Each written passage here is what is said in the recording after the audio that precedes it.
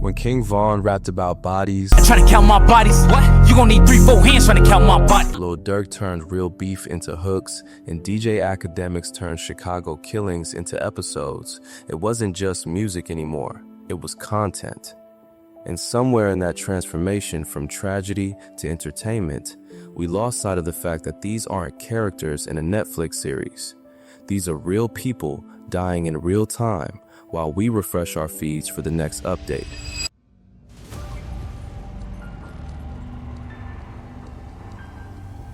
Picture this, it's 2012. Chicago drill music is exploding.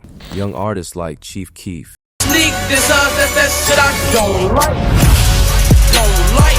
King Von, let's talk bodies, I got seven. They stop me at the airport cause I keep that metal. and Lil Durk See, you gon' end up by that tree. are turning their street experiences into viral music. And sitting behind a computer screen, hundreds of miles away from any real danger, commentators and YouTube channels are turning their pain into profit. DJ Akademiks becomes one of the loudest voices documenting Chicago drill. Every beef, every death, every diss track gets turned into an episode for his audience's entertainment. From a safe distance, real street conflict becomes content strategy. But here's what nobody wants to talk about. When we turned Black Death into daily entertainment, we didn't just change how we consume music. We changed how young black men see violence, how they process conflict, and how they value their own lives.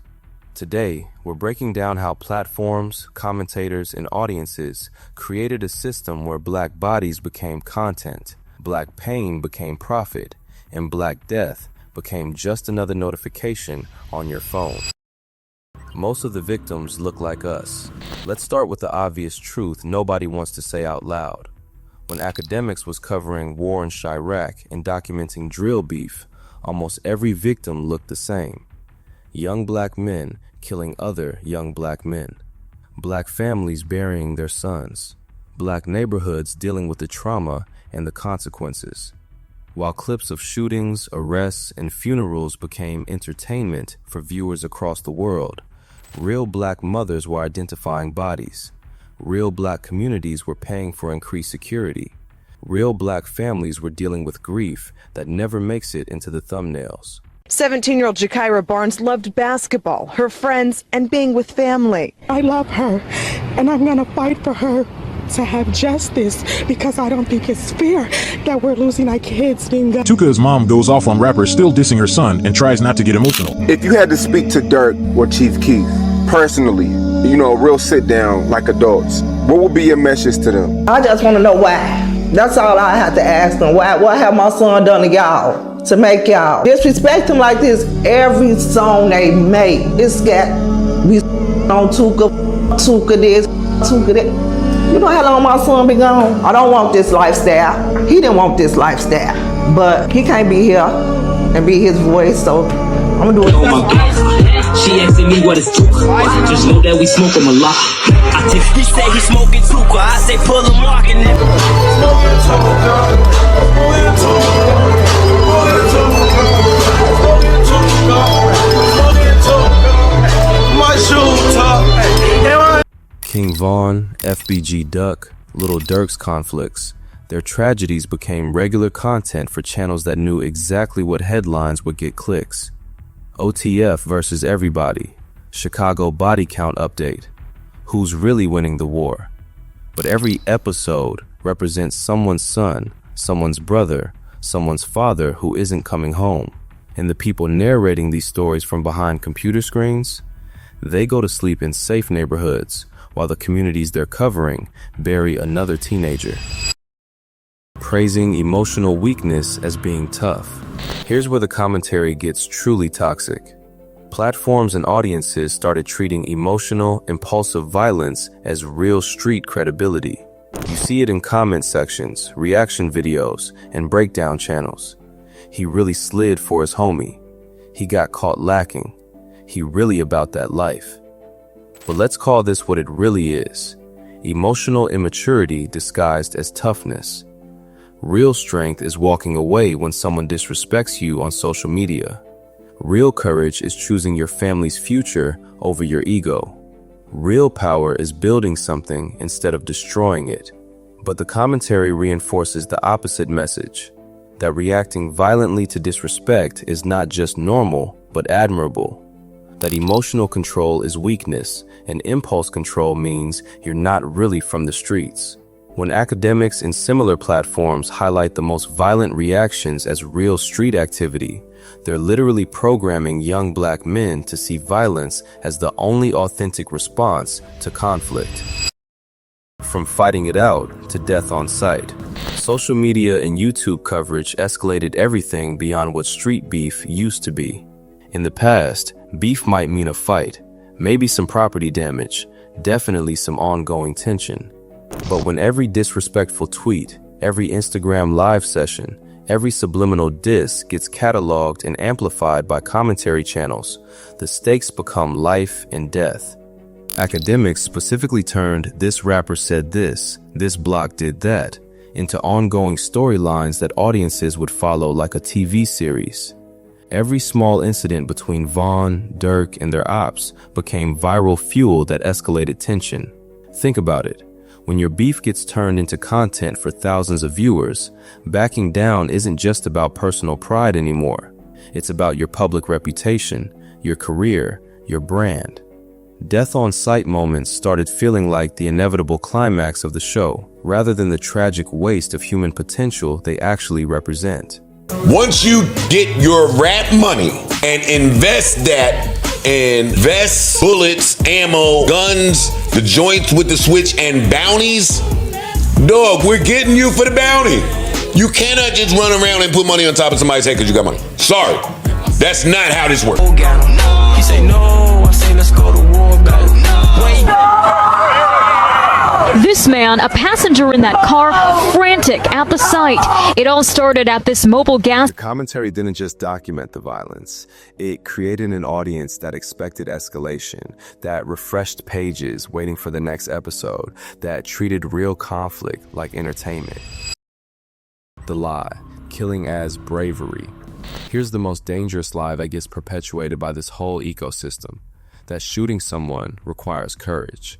Commentary channels and chat audiences often label the most reckless person as the realist, pushing the narrative that pulling a trigger equals bravery and showing restraint equals weakness. But let's be honest about what killing actually requires. A split-second decision, access to a weapon, and an audience ready to call it courage afterward. There's no physical strength involved, no emotional intelligence required, no long-term thinking necessary. Just impulse, opportunity, and people online ready to glorify the outcome. Akademiks and similar platforms have, at times, been part of an ecosystem that cheers for chaos, laughs at dangerous situations, and treats street warfare like a sport where viewers can pick sides from the safety of their homes. Real courage would be walking away from beef that's being narrated by people who will never face the consequences. Real strength would be refusing to perform violence for an audience that profits from your pain. King Von, Lil Durk, and the amplification machine. When it comes to King Von and Lil Durk, the commentary and coverage around them consistently highlighted the most violent and controversial aspects of their stories. Creators and commentators, including Akademiks, learned quickly that putting OTF, Von, or Durk plus some street drama in a title would guarantee views. The algorithm rewarded chaos, so chaos got amplified. But here's the cycle this created. Artists rap about violence, platforms amplify the most toxic elements, fans idolize the lifestyle, and younger kids copy what they think success looks like. Von's storytelling ability, his charisma, his genuine love for his family, these human elements get buried under headlines about body counts and beef updates.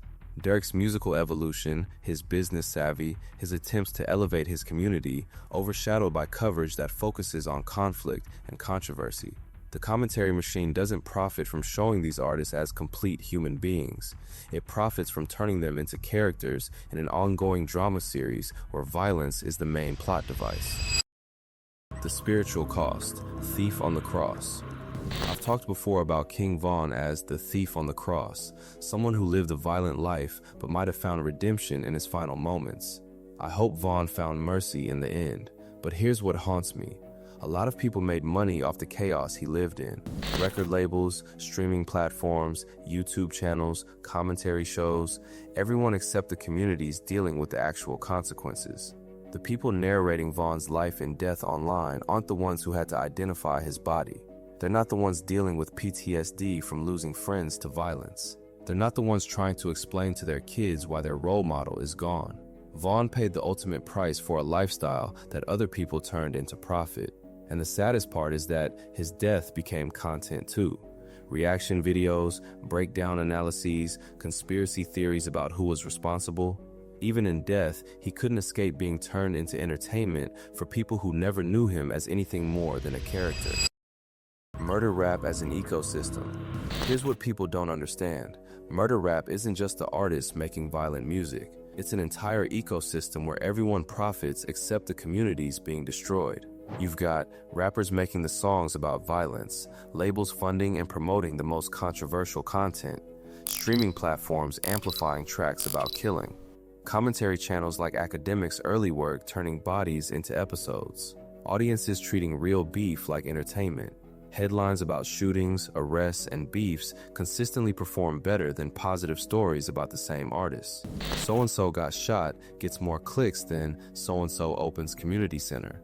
The system rewards death and punishes life. It incentivizes chaos and makes peace boring. It turns tragedy into content and profit into the only measure of success. Accountability. Artists, labels, fans, and media. When we talk about who's responsible for turning Black Death into entertainment, we can't leave out the media and commentary ecosystem. DJ Akademiks serves as the prime example of early Chicago drill commentary, covering gangs, bodies, and beefs from hundreds of miles away, turning real violence into daily content for an audience that treated it like a reality show. This kind of coverage doesn't just document violence, it can escalate beefs, immortalize disrespect, and make young people feel like they're part of a storyline rather than real life with real consequences. So let me ask you some uncomfortable questions. How many times did you refresh a page to see what Akademiks or other channels posted about Vaughn, Durk, or Chicago today? Did you care more about the people involved or the storyline you were following? When you saw a notification about Chicago drill news, were you concerned for the community or excited for the next episode? These questions matter because our consumption habits shaped what got produced. Every click, every view, every share told creators that this content was valuable, that Black pain was profitable, that real death was good business. The bigger picture, who really loses? Here's the uncomfortable truth. When labels, rappers, fans, and commentators like DJ Akademiks all profit off Black Death, who actually loses? The Black mothers identifying their sons' bodies, the Black children growing up thinking violence is normal, the Black neighborhoods dealing with trauma that never heals. While everyone else makes money, builds audiences, and advances careers off of documenting our pain, Black communities pay the real cost in blood, trauma, and lost potential. We created a system where being the loudest narrator of Black tragedy became a viable career path, where sitting safely behind a computer and turning someone else's violence into your content was considered legitimate journalism. The call to action. It's time to stop treating drill violence and beef updates like entertainment. Instead of refreshing pages for the latest body count, let's support coverage that humanizes the people involved instead of turning them into characters in someone else's profit scheme. Instead of clicking on videos that exploit Black pain for views, let's seek out content that shows solutions, healing, and genuine community building. Instead of making commentators rich off our trauma, let's support voices from within these communities who are working for actual change. Closing, the real responsibility. Chicago drill didn't become a disease by itself. Artists made the music, labels funded it, fans streamed it, and commentators sat courtside, narrating every play while Black bodies hit the floor. But the game isn't over. We can change what we consume, what we support, and what we reward with our attention. King Von is gone. FBG Duck is gone. Too many young Black men are gone. But their deaths don't have to be meaningless if we use them as a wake-up call to stop treating Black death as content. The choice is ours. Keep feeding the machine that profits from our pain, or starve it by demanding something better. Because as long as Black Death pays better than Black Life, we'll keep losing our sons to a system that sees them as content, not as human beings worthy of protection, love, and a future. That's the real cost of turning tragedy into entertainment. Drop your thoughts in the comments. How do we hold media accountable for their role in amplifying violence? And what kind of coverage would actually help these communities instead of exploiting them? Until next time, remember, behind every headline is a real human being, and behind every profit margin is a community in pain. Let's choose to value life over content, healing over entertainment, and humanity over the algorithm. Because the people narrating the story from a safe distance aren't the ones paying the real price. And it's time we all acknowledge that.